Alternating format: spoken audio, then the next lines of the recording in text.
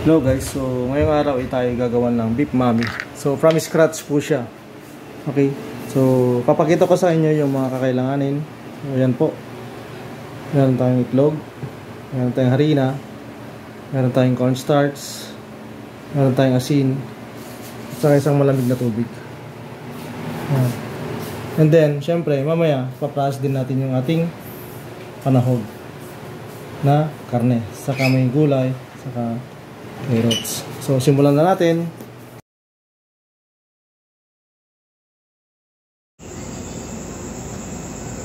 Hello guys, andito na naman si Chef Jerry para turuan kayo ng masarap na beef mami. So yan po guys, nilagay na natin yung ating dry mixture. Paghalo-haluin lang natin yan hanggang sa ma-incorporate lahat yung mga dry mixture. And then sa palagay ko ay hindi magkakasya sa aking bowl, kaya binuhos ko na lang sa aking lamesa. At syempre yung itlog natin, kakailanganin natin mahalo. Yan, bubuhos na natin. And then saka natin halo-haluhin.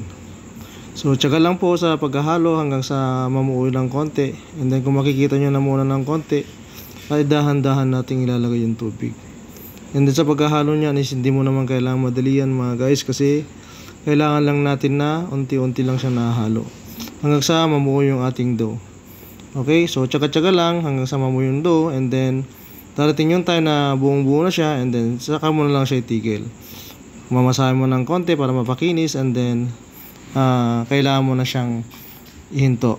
Okay, so habang inaantay kong mamasa yan at mapakinis, shout out ka pala sa mga nanonood ngayong araw. Kung isa ka sa mga mahilig sa mga pagkain ganito, fast food, kayang-kaya mo nang sundan to. So sana makatulong sa inyo itong video na to, para sa ganun ay hindi na kayo kumbaga gumastos pa ng malaki kung pang maramihan yung inyong gagawin. So yan guys, buo na yung ating dough. So ready na yan. Ilalagay ko lang sa chiller ng around 10 to 15 minutes para ma-rest yung ating dough. And then susunod nyan ay meron tayong gagawin like ito. So ipe-prepare na natin yung ating karne. Hihiwain na natin para habang inaantay natin yung 15 minutes na resting ng dough, ay ready na rin ito at nakasalang na rin. So yan guys, tsaga-tsaga lang, hiwa ng hiwa hanggang sa matapos mo mahiwa.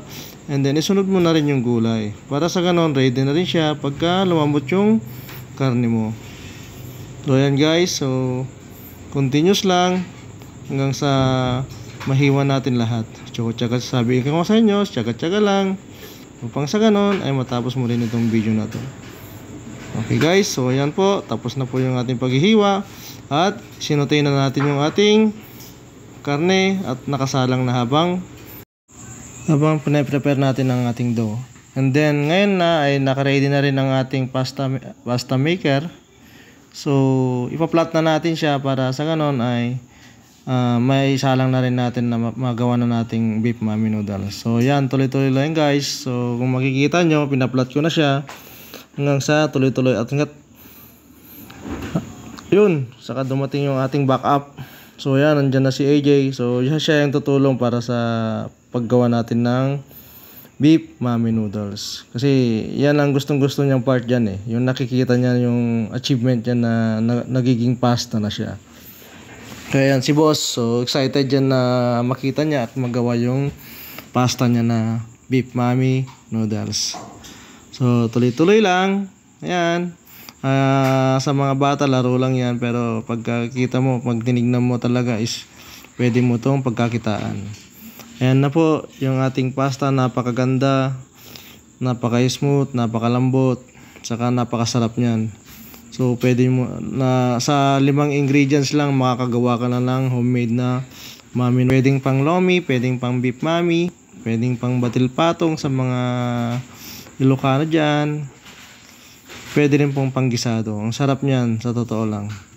So, at yan na, tapos na po namin magawa yung ating beef mami noodles. Yan. Konting dusting lang ng harina o kaya cornstarch para hindi magkadikit-dikit. Okay. Habang inaantay natin na lumambot yung ating karne, ay ihang muna natin. At yan na nga po mga lods. Malambot na yung ating karne. I-post mo. Nagpainit na lang ako ng tubig para madaling maluto madaling kumulo yung tubig. At binuhos ko na agad yung ating gulay sa mainit na tubig. Ayan na. At syempre hahangunin mo rin agad para hindi ma-overcook. Unahin mo yung repolyo, sunod mo yung carrots. Okay, at yan na guys. Sunod ko nang binuhos yung ating pasta. Halo-haluin mo ng konti para hindi magbuo-buo. Tiis-tiis lang ulit sa panonood hanggang sa matutunan mo yung video na to. Ayan guys, at habang hinahalo ko, napansin ko luto na, malambot na, hanguin na natin. At kakailanganin mo ng strainer para hindi mo maisama yung tubig. Guys, luto na pala yung ating baka na beef mami soup. Yan, konti lang ang nilalagay kong mga anis para hindi masyadong matapang yung aroma niya. Saka konting beans of garlic. Kasi yun ang napapasarap. Okay, mamaya-maya lang ay luto na yung ating beef mami at yan na, ipi-plating na natin. So ilagay mo muna yung pasta and then yung mga gulay. Saka mo lagyan ng sabaw at karne ng mga panahog. So yan guys. Halos luto na yung ating pagkain. Nilalagyan ko lang ng sabaw and then ready na to eat na. Kasi abang na rin yung aking mga kasama sa bahay. Ayan na po mga guys. Isa-serve na natin yung yung ating beef mami at hopefully na sana mag-enjoy sila. Ayan na, abang na sila. Ayun. So guys, kung isa ka sa mga nakapanood dito, paki-like naman sa baba o kaya paki-comment para malaman ko rin naman kung saan nakarating ang video na to. At yan po guys, maraming salamat. At nag-i-enjoy na rin ng aking anak sa pagkain ng beef mami. Kasi sa nakarang vlog namin ng umaga, pinapili ko siya. Thank you! Yung beef mami. Bye-bye! Beef mami daw ang gusto niyang kainin. So bye! Thank you!